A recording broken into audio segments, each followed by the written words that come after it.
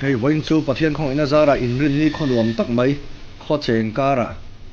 hun dan mang le thei ta nuam bani khop mai a khwai ro chu eng thau thap oi tui liam ron le ta ti chuan na tu sa me ni lo ni a vok ke bok kha kan ro le ta ni hei vok ke ka hem le me ka mei el ro duain al sang tre pa ma se a tui thau don tul thir hi ka in dai lo dewa ki hian mo tul thir ni a hei saltuk tul thir ni a kan ro a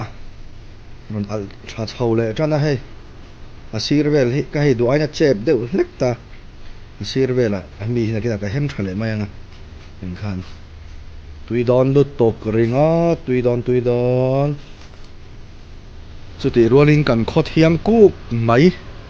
tlang pang le lam ero so chu mina a bo nguai chung si he lampang tlang ram tlak lam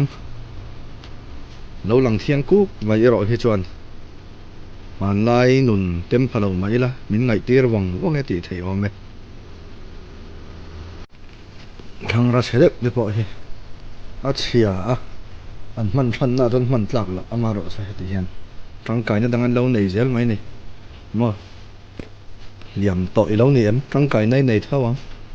sual kong zo thin ni em man ro atan that tak a man theina I lo om thawang pathian a wang zeli chung de chu kan soi kai deu ni chu